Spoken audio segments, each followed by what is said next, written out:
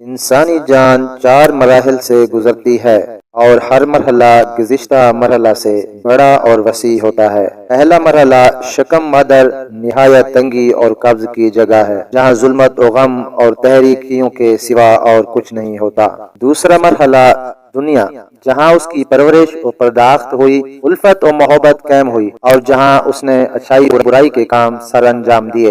انسانی زندگی کا تیسرا مرحلہ یہ ہے برزخی زندگی، جو کہ دنیا سے کہیں زیادہ وسیع و عظیم ہوتی ہے، اور اس دنیا کی نسبت اس برزخی دنیا سے ایسی ہے جیسے شکم مادر سے زیادہ وسیع دنیا ہے اور دنیا سے زیادہ وسیع برزخ ہے۔ اور چوتھا مرحلہ ہمیشہ زندہ رہنے کی زندگی، جو جنت یا جہنم میں ہوگی۔ ان گھروں کے مقابلے میں اس کی شان و شوکت اور آن و بان کچھ اور ہی ہے۔ حضرت سلیم بن عامر حباری نقل کرتے ہیں، مومن کی مثال اس دنیا میں ایسی ہی ہے جیسے بچہ رحم مادر میں کہ جب وہ ماں کی شکم سے نکلتا ہے تو رونے لگتا ہے، جب روشنی سے وابستہ پڑتا ہے اور کھانے پینے لگتا ہے تو اب پھر دوبارہ پلٹ کر اس جگہ یعنی شکم مادر میں جانا پسند نہیں کرتا۔ اسی طرح مومن موت سے ڈرتا رہتا ہے، پھر جب وہ اپنے رب کے حضور پہنچ جاتا ہے تو پھر اس دنیا میں آنے کی اس کا جی نہیں چاہتا، بلکہ ایسے ہی جیسے بچہ دوبارہ اپنی ماں کے رحم میں جانے کو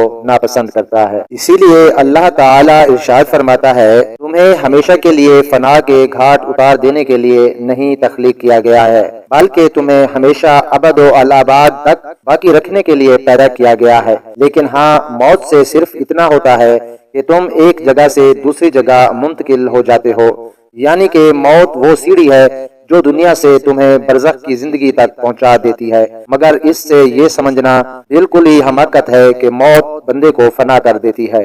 حضرت برا بن عازب رضی اللہ تعالی عنہ سے مروی ہے کہ رسول صلی اللہ تعالی علیہ وآلہ وسلم نے ارشاد فرمایا، بندہ مومن کے اس دنیا سے چل چلاؤ کا جب وقت آ جاتا ہے اور وہ سفر آخرت پر روانہ ہونے کے لیے تیار ہو جاتا ہے تو آسمان سے آفتاب کی مانند درخشاں چہروں والے فرشتے اپنے ساتھ 2 جنتی کفن اور بہشتی خوشبو لے کر اس کے پاس آتے ہیں اور ایک لمحہ کے لیے اس کے پاس بیٹھتے ہیں۔ پھر ملک الموت آ کر اس کے سرہانے بیٹھتے ہیں اور کہتے ہیں، اے اطمینان پا جانے والی روح، اللہ کی مغفرت اور رضوان کی طرف نکل چل، رستے ہوئے پانی کی طرح رستی ہوئی نکلتی ہے۔ اگر تم ان فرشتوں کو اس مرنے والے کے سوا دیکھو تو انہیں نکال دو۔ پھر وہ روح کو نکال لیتے ہیں، نکلنے کے بعد پلک جھپکنے کے برابر وہ ان کے ہاتھوں میں ہوتی ہے اور خوشبو لگا کر وہ اس کی تکفین کرتے ہیں۔ اب اس سے ایسی خوشبو پھوٹتی ہے کہ شاید پورے روئے زمین پر کہیں ایسی خوشبو کا وجود نہ ہو۔ پھر اسے اوپر لے جاتے ہیں۔ اب فرشتوں کے جس گروہ سے گزرتے ہیں وہ پوچھ اٹھتے ہیں، یہ بھینی سہانی خوشبو کیسی ہے؟ تو وہ نہایت ہی ادب و احترام کے ساتھ دنیا میں اس کے پکارے جانے والے نام کو لے کر فرماتے ہیں کہ فلاں بن فلاں ہے، یہاں تک کہ وہ اسے لے کر آسمان پر اور پھر وہاں سے 7ویں آسمان پر پہنچ جاتے ہیں۔ اللہ سبحانہ و تعالی فرماتا ہے، اس کا نامہ اعمال علیین میں لکھ کر اسے زمین کی طرف لوٹا دو۔ اس طرح اس کی روح دوبارہ اس کے بدن میں لوٹا دی جاتی ہے۔ پھر اس کے پاس 2 فرشتے آتے ہیں اور اسے بٹھا کر پوچھتے ہیں، تیرا رب کون ہے اور تیرا دین کیا ہے؟ تو وہ کہتا ہے، اللہ میرا رب ہے اور اسلام میرا دین ہے۔ فرشتے پوچھتے ہیں، اس شخص کے بارے میں کیا رائے ہے جو تمہاری طرف مبعوث ہوا تھا؟ وہ کہتا ہے، یہ تو رسول اللہ صلی اللہ علیہ وآلہ وسلم ہے۔ فرشتے پوچھتے ہیں، تمہیں یہ کس طرح علم ہوا؟ وہ کہتا ہے، ہاں میں نے کتاب اللہ پڑھی، اس پر ایمان لایا اور اس کی تصدیق کی۔ اب آسمان کی طرف بلندیوں سے یہ ندا آئے گی کہ میرے بندے نے سچ کہا، اس کے لیے جنتی فرش بچھا دو، اسے بہشتی جوڑے پہنا دو اور اس کے لیے جنت کو جاتا ہوا ایک راستہ کھول دو تاکہ اسے جنت کی ہوا اور خوشبو ملتی رہے۔ اور پھر تا حد نظر اس کی قبر وسیع کر دی جاتی ہے۔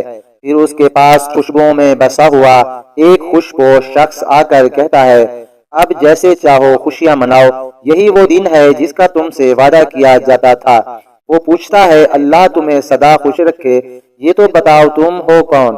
وہ کہتا ہے، میں تمہارا نیک عمل ہوں۔ یہ سن کر وہ پکار اٹھتا ہے، اے پروردگار قیامت برپا فرما دے، اے پروردگار قیامت برپا کر دے تاکہ میں اپنے انجام کو پہنچ سکوں۔ ناظرین، جب مومن کا اس دنیا سے چل چلاؤ کا وقت آتا ہے اور وہ اپنے لیے اللہ کی تیار کردہ چیزوں کو سر کی آنکھوں سے دیکھ لیتا ہے تو وہ یہاں سے جلد از جلد نکلنے کی جو توڑ کوشش کرتا ہے، کیونکہ وہ اللہ سے ملاقات کے شوق میں بے تاب ہوتا ہے اور اللہ اس سے ملنے کا مشتاق ہوتا ہے۔ اور جب کسی کافر کی موت کا وقت آتا ہے اور وہ اپنے لیے تیار کردہ چیزوں کو دیکھتا ہے تو اس کا جی یہاں سے کسی طور پر نکلنے کو تیار نہیں ہوتا، کیونکہ وہ اپنے برے کرتوت کے باعث اللہ سے ملنا پسند نہیں کرتا اور نہ اللہ ہی اس سے ملنا پسند فرماتا ہے۔